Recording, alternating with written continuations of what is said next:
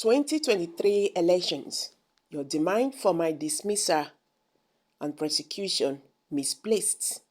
INEC chairman tells Labour Party. Welcome back to Prospect Channels TV. Thank you for coming out here. If you are just joining us, please kindly subscribe and don't forget to give us a thumbs up. The chairman of the Independent National Electoral Commission, INEC, Professor Mahmood Yakubu, has reacted to the demand for his removal as chairman of the commission and prosecution by relevant authorities over the alleged electoral malpractices.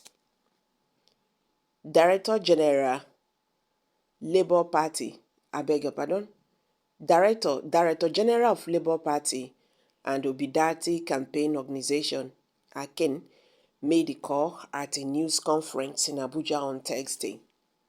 AKEN Osotokon said the Labour Party call was a square to the report of the European Union and other local and international observers, whose reports it claimed indicated INEC of shady preparations and willful connivance with the ruling party to shortchange the electorate in its conduct of the last general elections. He equally accused the INEC chairman of a lack of transparency in the management of public funds appropriated by the National Assembly for the Commission. Osotoko said, in conclusion, we commend the international community and civil society for their continued support in growing and consolidating our democracy.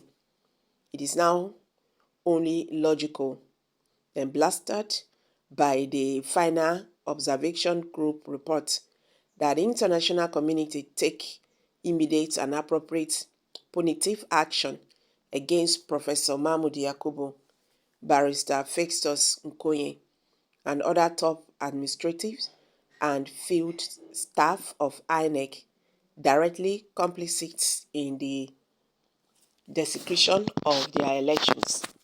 We also demand unequivocally the immediate dismissal from office and prosecution of Professor Mahmood Yakubu and the commencement of the forensic financial investigation into the expenditure of budgeted disbursement and donors' funds received by INEC, not at least of which is the 300 billion appropriated from the national purse, as well as other funds and materials received from international donor agencies. Reacting through his media aide, Rotimi, the INEC chairman, dismissed the call for his removal and prosecution as misplaced. On the observations and recommendations of the UE and other observers, Professor Yakubu declared that it is not within the remit of any election observer whatsoever to indict INEC. They are observer and make recommendations if they have any, but never to indict. In the same manner, it is also not within the Labour Party's jurisdiction to demand the dismissal and prosecution of the INEC chairman over the outcome of an election in which the party fielded candidates. The INEC chairman noted that the same electoral process which the Labour Party has adjudged as shady has earned it one state governor, 8 senators, 35 House of Representative members, and 38 members of the State House of Assembly. Professor Yakubu further cautioned the opposition party to restrict itself to activities permitted under the rules and regulations governing the conduct of political parties. Yakubu's response read, in part, the latest and the familiar call by the Labour Party for the dismissal and prosecution of INEC chairman, Professor Mahmood Yakubu, is misplaced. The reasons adduced by the party for making the demand are not only illogical but also ridiculous. To be sure, election observers, both local and international, are accredited by INEC to observe elections under specific rules and regulations. Under these rules, they are required to submit their respective reports to the Commission. Such reports may or may not include their recommendations. Therefore, it is not within the remit of any election observer whatsoever to indict INEC. They are to observe and make recommendations.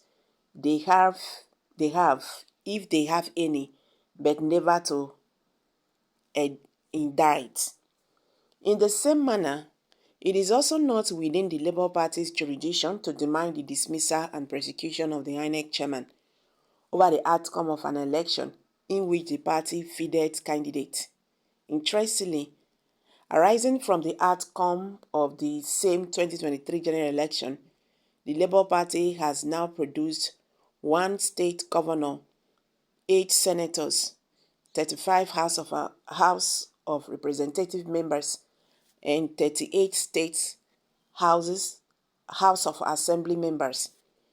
It is surprising and strange that a political party that is in court to challenge the outcome of the 2023 presidential election will still go about openly advocating the issue before the court at press conference, which it knows is sub judice. The Labour Party is one of the 18 political parties registered and being regulated by INEC in Nigeria.